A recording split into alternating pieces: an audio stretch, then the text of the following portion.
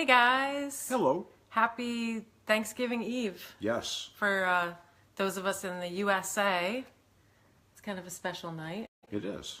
especially if you're not doing a lot of cooking, which we're not. We're doing a little bit of cooking. A little bit. Going to my mom's in Vermont, and so we got assigned a few things. Not bad. Yeah, well, you got assigned a few things, and I just said what I was going to do. Yeah. So hopefully everybody's doing some nice preparations for tomorrow, even if it's just sort of, trying to get your heart right and reduce your stress level. Holidays can be a little stressful. They can be so magical and they can be stressful, all rolled into one. So, Okay. well, that's what I find anyway. Okay. Richard just coasts through the holidays, no problem. But Right. I don't have any stress whatsoever. yeah, well, that's great. I'm happy for you, honey. Well, thank you. So anyway, we have a couple of questions tonight. And again, I just want to thank you all for sending in the questions because it takes a lot of courage. I really appreciate how in-depth that you get with your challenges. And we're just happy to be here to maybe shed a little light on the situation for you. So I actually typed it out this week. I was handwriting it, and Richard was complaining. No, not really. Okay, here we go. The first one is the married question. Dear Jill and Richard, I feel as if I'm the male in this relationship, and my husband is the female, because I need my space, and he needs a lot of attention and affection. Wow. I wonder who that sounds like. I know, right? Yeah. I didn't write this. I'm 44, the mother of 3 sons from a previous marriage, only one of whom is still at home. Excuse me. I'm a litigation attorney, so my days are pressure-packed and followed by a long commute back to our small town. My husband is an art teacher at our local high school, so typically he gets home by 3 p.m. and spends the rest of the afternoon working on one of his paintings. To be fair, he usually makes dinner, but he leaves the kitchen in such a mess it drives me crazy. But what he really doesn't get is that I need to decompress when I get home. He starts babbling before I even get inside the door, and he follows me room to room. Okay. Weekends are worse. He wants to do everything with me, from grocery shopping to errands to my early morning run. If I tell him I want to do these things alone, he looks hurt. The more he smothers me, the more I want to push him away. I feel as though I have another child. He is a very talented, creative guy, but I have to remind him of appointments. He never finishes projects like mowing the lawn or cleaning the gutters, and he's hopeless as a handyman. Okay. Anything that needs fixing, I fix. I pay the bills and drive us everywhere because he gets nervous behind the wheel. Then, if this weren't bad enough, he's having trouble performing sexually, something that was not a problem when we were dating. I thought spicing things up might help, so I bought a video to give us ideas. That made him more nervous. He got a prescription for Viagra, but apparently it doesn't help if the man is not in the mood. I foresaw none of these problems when we were dating. My first husband was a businessman who was bossy and domineering. So I was thrilled to be in a relationship with a sweet, kind man who adored me. He had taught art to all 3 of my sons, so I knew him from parent-teacher conferences. Then 3 years ago, when my youngest son was in 9th grade, a mutual friend set us up. It was a blind date on my end. A friend told me that a great guy would pick me up. He also said that this mystery man already knew me and was eager to know me better. The day of our date, a gorgeous bouquet arrived at my office from him. I was flabbergasted but very flattered. We started seeing each other practically every day. 3 months into the relationship, he proposed with a gorgeous ring he'd designed himself, a center diamond encircled by rosettes of other gems. Wow. That's a nice description. The kids were delighted to have him as a stepfather. Our honeymoon was the most romantic time of my life. But trouble started the minute we got back. My husband had the summer off while I had to go right back to the office. I'd come home to his clinging vine routine, as well as dirty socks on the floor, spices all over the countertop, and pots and pans in the sink. One positive note is that he's really good for my youngest son, just as I had hoped. They like to kick the soccer ball around in the backyard, and he's been helping my son with his college applications. That's great, but it doesn't make up for all the problems. I was swept off my feet by his romantic gestures, but now I'm feeling suffocated by his need for togetherness. Plus, I'm not having great sex, I have to clean up after him, and I'm stuck with all the guy chores. He says I'm the love of his life and will do anything to improve our marriage. But most of the time, I just wish I had my old peaceful life back. Wow. I think I've said that before. Wow. That's a big one. Yeah. Yeah.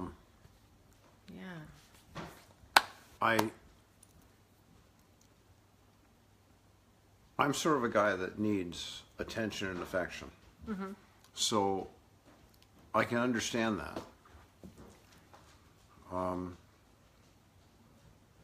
And I can understand your need to unwind, because I do the same thing.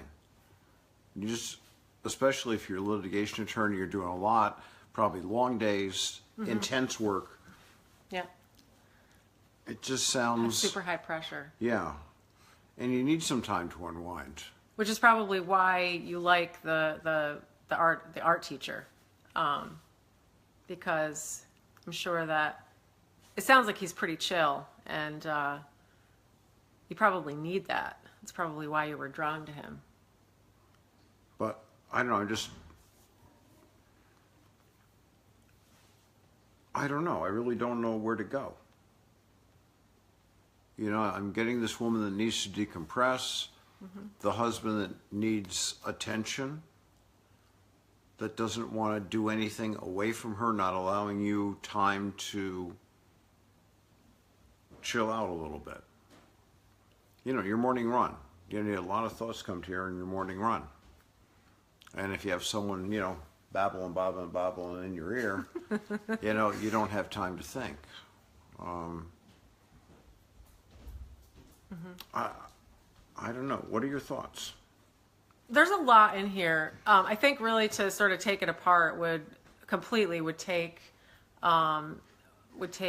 longer than we have on this call. But I had a couple of thoughts. The first one is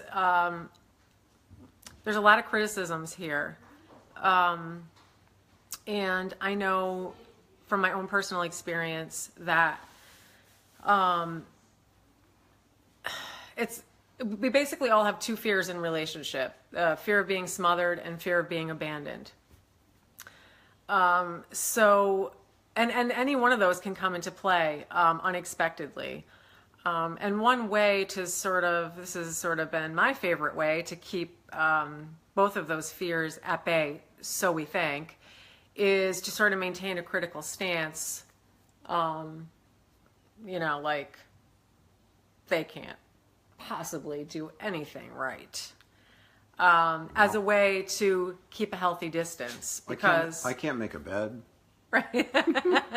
Yeah, That's worked out okay, because I'm a Virgo, and I have my fears that, yeah, I could totally relate to this woman, because just like from the critical standpoint of, if you criticize someone enough in your mind, then you really do just put such a huge gap and a wedge between you, and then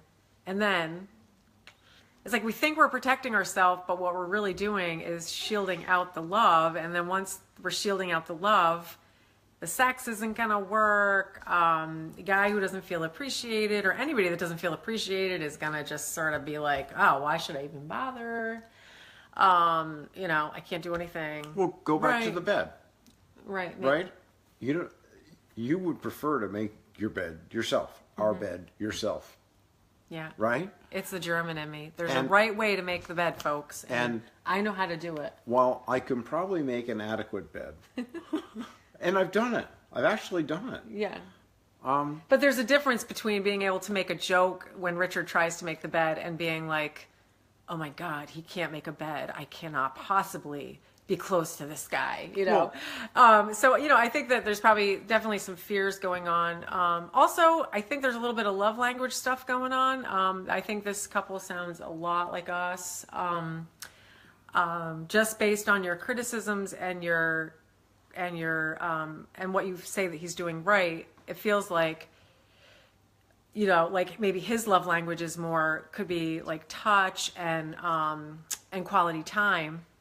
So he's, you know, scratching for that because it's conflicting, or seemingly conflicting with yours, which is acts of service, and I don't know what else. You obviously have more of a need for independence, which is a whole other thing to try to carve out. But there could be also some clashing love languages.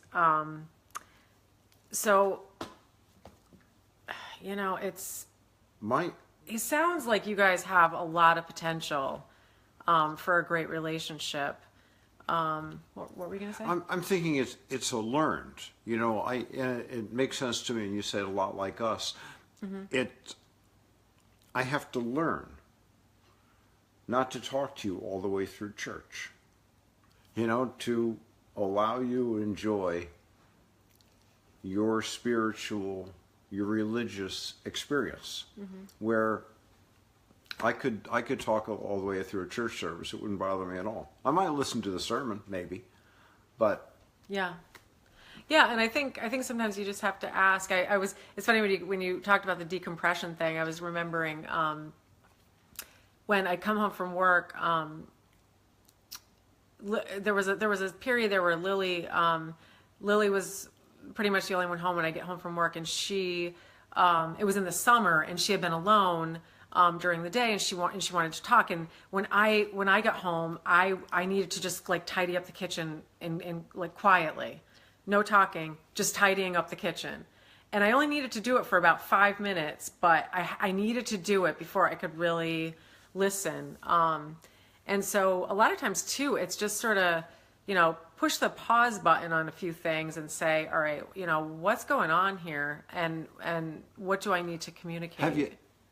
Have you said to your husband, dear, I love you, but just give me 5 or 10 minutes. Just let me unwind a little bit. I trust you're not saying to him, give me 3 or 4 hours. But he's been home all day. He was teaching, mm-hmm. he was painting, he's had his decompression. Right, so he's time. looking forward to getting home. So sometimes it's just you're misunderstanding, the need there when you come into physical contact at the end of the day. But I feel like with all the criticisms, I think there's definitely a fear space going on where, you're it's that critical stance that's making you feel kind of protected, but is also wreaking havoc, because what do we all want? We all want to be close. We all want all the barriers gone, so that we can have that loving closeness. And once that disappears out of a relationship, it's, Well, isn't this another situation where they said, the sex isn't all that great. And so if something's going wrong somewhere else right. in the relationship, right. the sex isn't the fireworks it used right, to be. Because in the long-term relationship, while, obviously you want to be attracted to each other, but the growth in that area comes from the deepening of your love. So, again, this is another problem that we create when we try to, keep people at a healthy distance. So, so heart goes out to you both. Yeah, there's a lot here. And it seems like just the way you wrote the letter, you're really aware of you're aware of what you're thinking about it, which is a great start. So This is the kind of person you'd be talking to, right? Well, sure. Okay. Yeah, you can talk to me. All right, question number 2. This is from a gal who is dating. No, she's not dating. She's afraid. Let's see. Oh, here we go. Page number 4 is sticking. Okay. Dear Jill and Rich, help. My messy divorce, the ex did not want the divorce, ended 6 years ago. He dragged it out for 4 years, and I really felt crazy and drained. I dated a couple of men online about a year after the divorce. One, oh yes, I lent him $50 on the first date. The other man I met had me at his house for a cookout, and he had me run out and buy his favorite bottle of scotch. I don't even drink scotch. Well, I now want to date, but I'm really afraid. Not sure if I trust myself. Ex was very verbally abusive and a true narcissist. My main goal and focus was always taking care of my 3 children. The children all did better after the divorce, which I thank God for. Oldest son is in 2nd year of law school. Both daughters have bachelor's degrees, and the youngest is moving to New York City this spring when she finishes her MA and CPA. Wonderful. So now I'm 59, and I really want and need to meet someone. Good. Need help with courage and navigating online dating. I'm not sure I trust myself because I stayed with an abusive man so long, and first time on online dating, put up with poor treatment. Any help would be appreciated. Thank you. Yeah, that was similar to the letter last week. So it seems like a lot of the gals that have been through a lot of people that have been through a messy divorce are even less All right, so what's the willing to. 2 things struck me. First date we meet, come on over for a cookout. Oh, Jill, would you mind running down to the liquor store and get me a bottle of scotch? Right, that's, yeah, You know, yeah. what's going on here?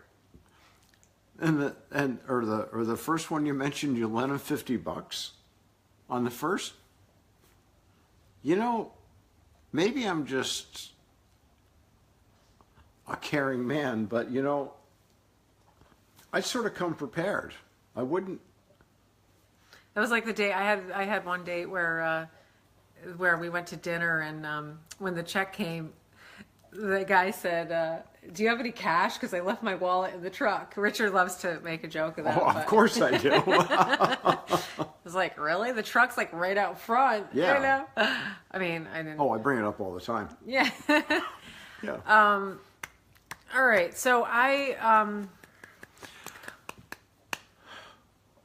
What's going on with you? couple of things. So this is something that I really struggled with myself in dating, and really in relationships all along, to some degree. And even I think when I met you, it was still a little bit going on. If you have the belief that you are not good enough, you're always going to be trying to win someone's love, which means you're going to have to perform, you're going to have to do what they want, you're going to have to, you know, be the best woman they've ever been with, you know, go buy the scotch, you know, just, you know, you're going to have to perform to win love. And Is that sort of like, am I using the wrong word, like enabling? Or am I off with that? well, yeah, I mean, it's definitely like, it's an age-old codependent behavior, Okay. which, you know, but it really all comes from the self-esteem, you know, how you feel about yourself. And because really to be successful in dating and in a committed relationship, you know, you're looking for something specific. You're looking for the right man for you. So to come from a place of trying to win love, it's just sort of it's a faulty system. It's gonna, you know, that's where relationships end up in trouble because they don't have a good start. In the ladies' room show that I just did, I talked about writing a relationship vision, and I feel like that was such an important tool for me because once you write it and you're clear on what you want, it really helps you to set the boundary right off the bat. That was amazing. You shared that with me, what you wrote, your vision. Yeah, because if you're saying, you know, let's just say, you know, I feel that this man truly loves me. I don't have to work for his love. You know, and you're sitting across from a table from a guy who's saying, "Can you lend me $50?" And you're getting that feeling in your gut, like, "Uh-oh, this doesn't feel right to me." You know, you're gonna be more clear with your nose, and you know, it doesn't. You know, even if it's a really awkward situation and you feel really uncomfortable, you'll muster the courage to find a way. But if, that's where I feel like the relationship vision helped me to sort of reprogram my mind. Because I always had that, I'm not good enough and I have to, I'm unlovable. And coming from that place, I didn't have I didn't have an anchor. So I would just feel like I had to just do what was required instead of, approaching dating from the place of, how do I feel with this man? And, does he seem like someone that I'm comfortable with? And, he's attentive to me and, all those good things. So. Lots of thoughts are going through my mind. I'm wondering, and I don't know if it's an appropriate question to ask, but what would you have done if we've been sitting at Starbucks and I said, hey, Jill, nice to meet you. Do you have $20 I can borrow? Do you have $20 I can borrow? I don't have any money with me.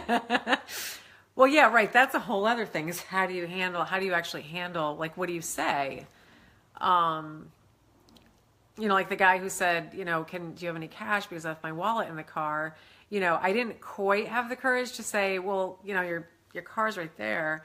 I did pay, but I didn't go out with him again. Okay. So, All right. I don't know that I would have given you $20. But that certainly would have been, for me, it would have been a red flag. I would have made $10 on the deal. So yeah, it's, and this takes work. It takes work to change those old beliefs, and to increase our sense of what we deserve. And that's why I feel like writing the vision is so helpful because you're just writing what you want. You're not, none of those killer beliefs and those old core beliefs from our past come into play. Those are just, you just have to deal with those as you go along. So When you read those, it's hard for me to believe you didn't write those a long time after we met, because it sounds like you got what I wanted. what you wanted. I did. I got what I wanted. Thanks, Richard. Thanks for showing up, Richard. Yeah, Thanks for being ready to date. I was ready to date. So, wonderful questions, and it's nice to be with you all tonight. And we wish you really happy Thanksgiving, whatever you're going to do. That you enjoy the people that you're with. All of them? All of them. Wow. All of them. Even the ones that just trigger you like crazy, and the ones that you have different political beliefs than. Well, who would have a different political beat than the correct one? In this day and age, I guess we got to face that when we go home for dinner. Absolutely. So we wish you a happy tomorrow, and I just want to say that I'm thankful for you, Richard. Well, I'm very thankful for you. Yes, I am. Oh, by the way, we're going out to dinner tonight. Yeah, we're going out to dinner. Do you have any cash? Woohoo! Yeah, I have cash. All right. Okay, good. So anyway, we'll see you here next week. Same bat time, same bat channel. Yeah, and thanks for the questions. They're big, and I don't feel like I'm certainly not qualified. Jill is qualified, but I'm certainly not qualified to do it. I can just say, oh. Oh, you just reminded me. Shameless plug, folks. I decided for this Black Friday into Cyber Monday weekend, I'm going to put my 12-week program on special. So be sure to check out the post. I'll put that on the business page. So It's at a discount? it's a discount. Wow. You get a discount. Can I do it? And we're going to throw in an extra bonus. Richard has so generously offered to join me in the offer of a one-on-one session with me and this guy, in addition to the 12 weeks. So I think I need if more you like than- Richard and you I want think a I little, need more than me. and you want a little more, there's a little bonus for you. So yeah, so there's that. And Okay. have a good night, everybody. Enjoy your Thanksgiving. Happy Thanksgiving. Good night. Ciao.